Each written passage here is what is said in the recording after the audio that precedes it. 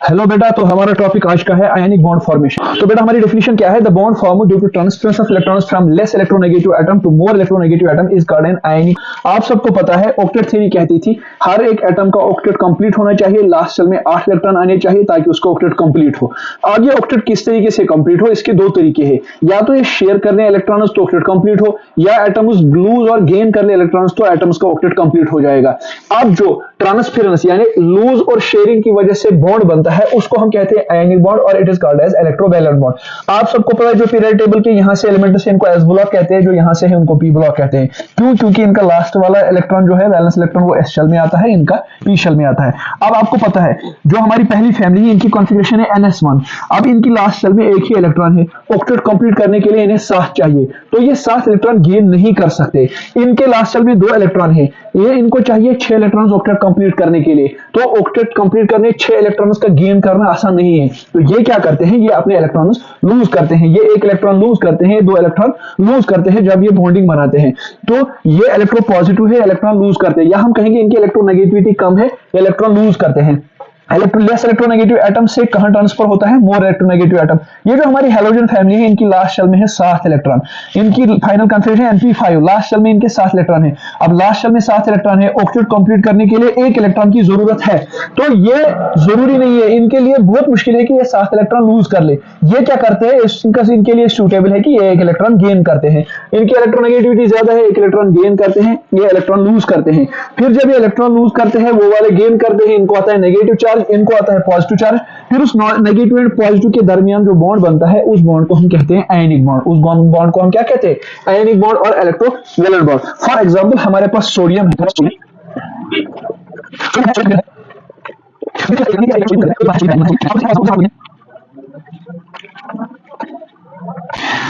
Sodium ने जो 1 electron lose किया बनाया सोडियम कैटायन। ये इलेक्ट्रॉन 1 इलेक्ट्रॉन क्लोरीन ने गेन किया क्योंकि इसकी लास्ट शेल में है 2, 8, 7, इसकी लास्ट शेल में है 7 इलेक्ट्रॉन। तो ऑक्टेट कंप्लीट करने के लिए 1 इलेक्ट्रॉन की जरूरत है, क्लोरीन ने 1 इलेक्ट्रॉन एक्सेप्ट किया, इसने बनाया क्लोराइड एनायन। अब ये जो सोडियम कैटायन और क्लोरीन एनायन है, अब ये तो एक ही मीडियम में है, अब ये दो आपस में कंबाइन होते हैं क्योंकि अनलाइक चार्जेस अट्रैक्ट होते हैं और वहां पे जो बॉन्ड बनता है that is called as ionic bond.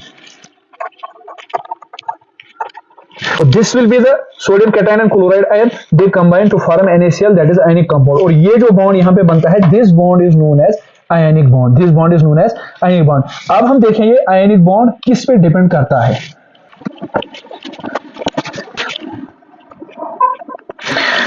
अब बेटा आपको पता है कि ये जो हमारा सोडियम गैसियस सोडियम है, गैसियस सोडियम एटम जो है इसको हम एनर्जी देते हैं ताकि ये जो लास्ट वैलेंस शेल का 1 इलेक्ट्रॉन है ये यहां से एस्केप हो जाए और यहाँ पे सोडियम कैटायन बने। क्योंकि हमारे आयनिक कंपाउंड बनाने के लिए एक चीज की जरूरत है कैटायन, दूसरा चीज एनायन, फिर इनके दरमियान अट्रैक्शन होगी।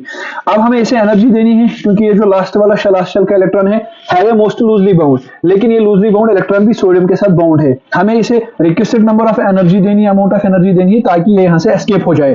तो उस एनर्जी को आप सब याद रखें, the minimum amount of energy that is required to remove the most loosely bound electron from an isolated gaseous atom, this minimum amount of energy is known as ionization energy। तो पहला चीज जो है यहाँ पे जो लगती है आयनिक बॉन्ड फॉर्मेशन के लिए, ये यहीं से एक इन्वेस्टमेंट है एनर्जी का, तो उसे कहते हैं हम आयोनाइजेशन एनर्जी। अब बेटा याद रखो जितना इलेक्ट्रॉन लूजली बाउंड होगा उतना एनर्जी कम लगेगी, जितना हमारा आयोनाइजेशन एनर्जी कम लगेगी उतना हमारा कैटायन जल्दी बनेगा, जितना कैटायन जल्दी बनेगा उतना आयनिक बॉन्ड फॉर्मेशन के चांसेस ज्यादा होगी।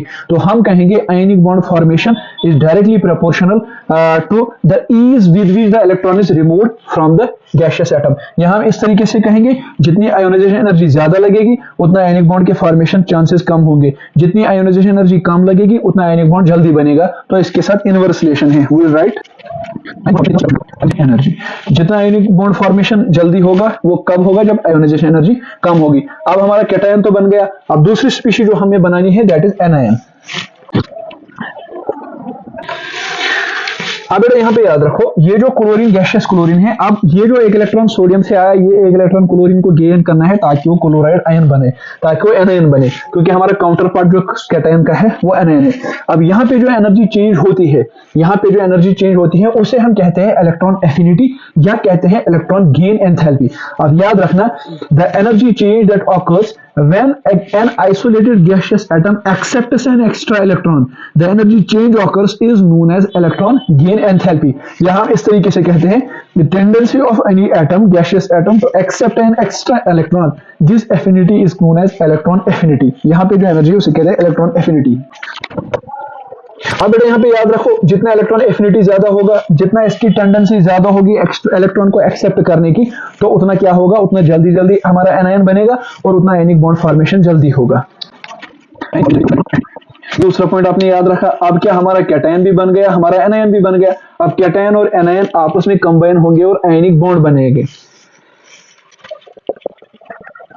जब एक कैटायन और एक एनायन आपस में कंबाइन हो जाए और 1 मोल ऑफ आयनिक कंपाउंड बनाए, फिर से मैं रिपीट करता हूं, जब एक कैटायन और एक एनायन आपस में कंबाइन हो जाए और 1 मोल ऑफ आयनिक कंपाउंड बनाए, the energy change here occurs, the energy release, क्योंकि यहाँ पे एक पॉजिटिव चार्ज है, नेगेटिव चार्ज है, तो यहां से एनर्जी निकलेगी। The amount of energy release when a cation and an anion combines to form 1 mole of ionic compound, the energy is known as lattice energy. तो बेटा लेटिस एनर्जी क्या है? लेटिस एनर्जी है कि जब कैटायन और anion आपस में कंबाइन होकर 1 मोल ऑफ आयनिक कंपाउंड बनाए, यहां जो एनर्जी रिलीज होती है उसे कहते हैं लेटिस एनर्जी। अब लेटिस एनर्जी के साथ क्या रिलेशन होगी? बेटा याद रखो, जितना लेटिस एनर्जी ज्यादा निकलेगा उतना यहाँ पे अट्रैक्शन ज्यादा होगा, जितना यहाँ पे अट्रैक्शन ज्यादा होगा उतना लेटिस एनर्जी ज्यादा निकलेगा। Whenever there is attraction there is release of energy, और जितना ज्यादा अट्रैक्शन होगा उतना ज्यादा एनर्जी रिलीज निकलेगा। एनर्जी ज्यादा रिलीज जितना होगा उतना सिस्टम का एनर्जी कम हो जाएगा, सिस्टम का एनर्जी कम हो जाएगा, मोर स्टेबिलिटी। क्या? Low energetic systems are more stable while high energetic systems are less stable. अब यहां से लेटिस एनर्जी जितना ज्यादा निकलेगा उतना आयनिक बॉन्ड फॉर्मेशन के चांसेस ज्यादा होंगे। तो इन नटशल अगर इनको कंबाइन करके हम देखेंगे, जितना आयोनाइजेशन एनर्जी कम होगा उतना आयनिक बॉन्ड जल्दी बनेगा, जितना इलेक्ट्रॉन एफिनिटी ज्यादा होगा उतना आयनिक बॉन्ड जल्दी बनेगा, जितना लेटिस एनर्जी ज्यादा होगा उतना आयनिक बॉन्ड फॉर्मेशन जल्दी होगा। यहां पे याद रखना है, यहां पे अगर हम इलेक्ट्रॉन एफिनिटी को चेंज करेंगे इलेक्ट्रॉन गेन एंथैल्पी से, तो जितना इलेक्ट्रॉन गेन एंथैल्पी का मोर नेगेटिव वैल्यू होगा उतना आयनिक बॉन्ड फॉर्मेशन के चांसेस ज्यादा होंगे, जितना इलेक्ट्रॉन गेन एंथैल्पी का पॉजिटिव वैल्यू ज्यादा होगा उतना चांसेस कम है आयनिक बॉन्ड फॉर्मेशन के लिए। तो आपको याद रखना है, ये 3 फैक्टर्स हैं जिनकी वजह से आयनिक बॉन्ड फॉर्मेशन फेवर्ड होगी या नहीं, ये इसी पे डिपेंड करता है। Subscribe for more videos.